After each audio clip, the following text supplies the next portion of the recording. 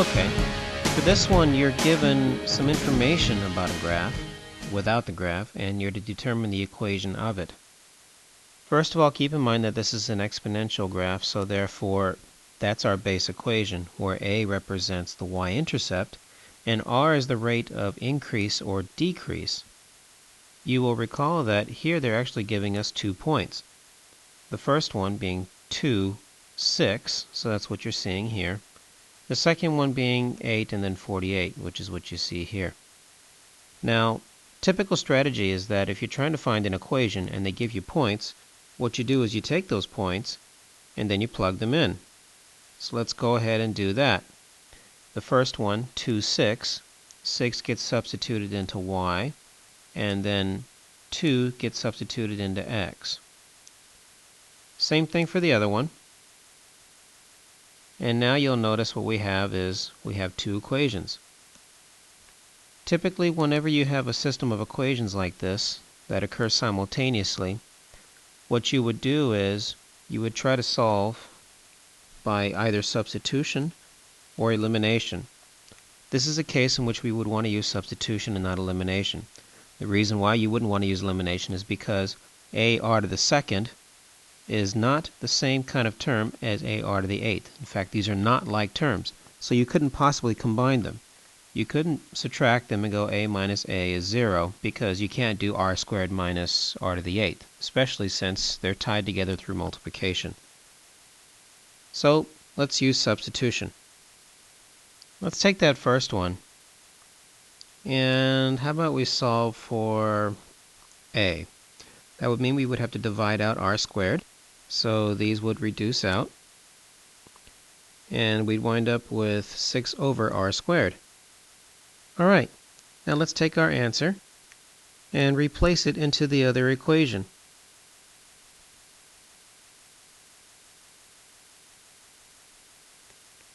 If we do that, what we get is this. Now you'll notice that we can reduce out here r squared and r to the 8th. That reduces, with the r squared being gone, this reduces to give us a 6th power. So now let's divide by 6. Now since 8 is equal to r to the 6th power, what you'll want to do is you don't want it to say r to the 6th, but rather you just want it to say r. So what we'll do is we'll take the 6th root of both sides. And doing that gives us our answer for r. Okay, one answer down, one more to go. Recall that over here we had 6 over r squared is equal to a. Let's go ahead and take that answer and plug it into r squared. If you do that correctly, what we get is this. Wonderful. Now, with this answer, a lot of times people will look at it and go, well, okay, we're going to have to simplify that. We have a radical in the denominator. I suppose what we can do is we can rationalize this by multiplying top and bottom by radical 8. And, oh, wait, we can't just put the square root of 8 because it's a 6th root, so we got to put the 6th root. But then again, it's got to be so that it comes out nice and perfectly down here. So therefore, since 6 take away 2 is 4, so we have the 4th power here, 4th power here. So that way this goes away, and that gives us just 8. And then right here, we have 8 times 6 root of 8 to the 4th. And then we got to take this thing here and somehow reduce this to something that's a little bit more smaller. So that way it'll go along with this power, this number down here. And then once we have that, then we can take that answer, then plug it back in here, along with our answer from over here, which goes right there. And then this answer here would be the end result, and we'd be all done. No, that's not what you want to do. That's, as you can see, that's a whole lot of mess. So let's go back to something a bit more simple. Let's go back to this. The 6th root of 8 equals to r. Let's take 8 and write that as a smaller value, and we can do that because we know that 8 is not a prime number. In fact, 8 is 2 to the 3rd power. Now you might recall that when it comes to radicals, the index and the exponent, this can be rewritten as a fractional exponent. So when you really have 2 cubed, a rather 6th root of 2 cubed, what you really have is this. And oh, by the way, that's a fraction that reduces to 1/2. So you see, what you're really looking at is the square root of 2. That's what you'll want to replace in. So instead of this, with the 6th root of 8 plugged into r, you really have the square root of 2 plugged into r instead. And by the way, the square root of 2 squared is just 2. So our real answer for A is 3. And now we have the two answers that we want to finish this up. Just go ahead and take those two values and replace them into A and R, and that's our answer.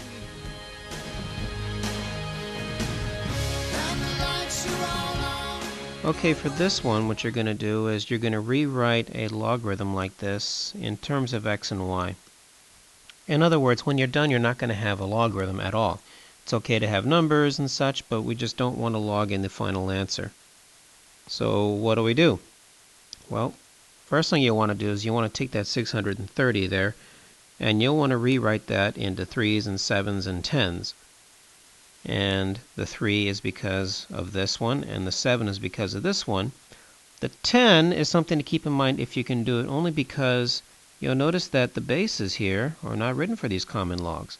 So we assume that the base for them is actually 10. So we think 3's, 7's, and 10's, what they give us.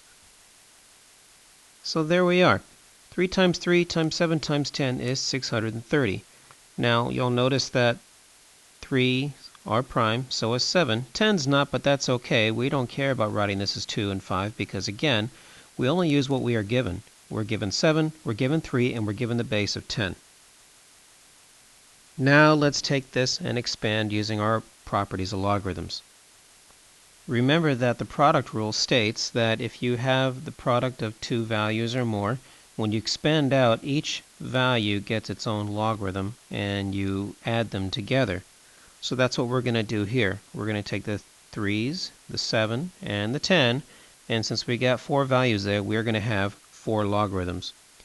Okay, now we're almost done. Now that we've done that, we can go ahead and substitute.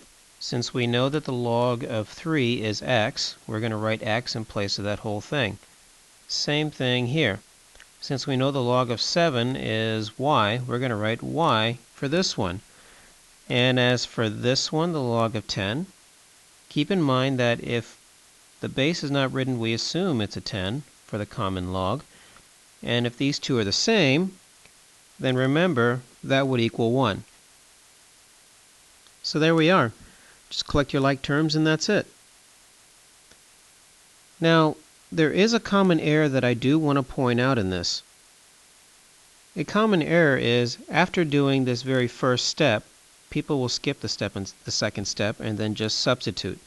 They will see this and go, 3, well, 3 is x, and 7, 7's y. So then they'll get this, and then they'll write this as x squared times y. Again, this is a very common error. What you have to keep in mind is that it's not that 3 equals x, but rather the log of 3 is equal to x, and the log of 7 is equal to x. You've got to expand first before you substitute. Okay, here's a compound interest problem. You have a certain amount of money. You invested at a rate of 6.5%, compounded continuously. How many years will it take for the investment to grow to 9,000? Before I even work this problem, what I want to do is I want to highlight something that isn't in a lot of textbooks, and that's the rule of 72. The rule of 72 basically says this. If you take 72 and you divide it by whatever the interest rate is, which in this case is 6.5%, you'll figure out how long it takes to double your investment. It's actually more of a rule of thumb, and because it's a rule of thumb, it's not exact. Still, we want to get an expectation of how this would go, so let's go ahead and do that. 72 divided by 6.5. That's about 11 and change. So we figure 11 years for our investment of 3,000 to double to 6,000. Now remember, the golden number here is 9,000. So using the same idea, think, well, how long will it take for it to get to 9,000 from 6,000 after it's doubled? Now if you double 6,000, you get 12,000. And since 9,000 is about halfway to a double, then figure half the time of 11. That would be 5.5 years. Therefore, we should expect our answer to be somewhere in the neighborhood of 16.5. So let's think, give or take, 16, 17 years. Okay, let's work this out. Let's first consider the correct formula, and that's going to be it. You may recall there's an alternate formula, and usually this formula would be the one we would use unless it's being compounded continuously. That gets its own special formula in which we would be using e as the base. Okay, now, as far as our values are concerned, a is how much we're going to have afterward, and that's going to be 9,000. So 9,000 we know will go here. The principal is how much you invest in initially, 3,000. E is 2.718. We won't worry about that right now. R is the rate, and you'll notice that unlike with the rule of 72, I wrote the rate as a decimal. Usually for formulas, the rate has to be converted as a decimal or a fraction. Percentages don't really work well in most formulas. And t is time. We don't have a value for this because we're again asked how many years. So that's going to be the unknown. So let's go ahead and do that. Okay. So now that we've done that, let's go ahead and solve for t. Now, keep in mind that usually what you want to do is you want to isolate the variables. Since, however, the variable is an exponent, then the next best thing is to isolate the base that contains that variable. In other words, this entire portion here you want by itself. So let's go ahead and divide out 3,000. And if we do that, we get 3. Okay, mission accomplished there. Now let's worry about freeing up that exponent. What we want to do now is we want to take the log of both sides. And think carefully here, what base should you use? You should use e. And the reason being is because e is the base for this variable. And we're going to be using a property that allows us to free it up nice and neat and also make this side a little bit more clean. Recall that if you're taking the log of a value and that value has an exponent, that exponent essentially can be relocated to the front to become a coefficient. So there we are. And also recall right here, and this is why we chose the base of e, and that's because of this property. If you're taking the log of something, and that something also is the same base for the log, this value is just simply 1. So as far as we're concerned, this really is just 1, and then 1 times this just gives us this. So that really almost finishes it up. All we got to do now is just divide out this 0.065. And if we do that, that's our answer. The natural log, by the way, you'll notice why I wrote natural log. The base is e, and whenever you have the base e for a log, that's the same thing as writing the natural log. So this would be your exact answer. Now, if you were asked to actually calculate this, then you'd punch this into your calculator. The natural log of 3 divided by 0.065, and we'd get 16.9 years.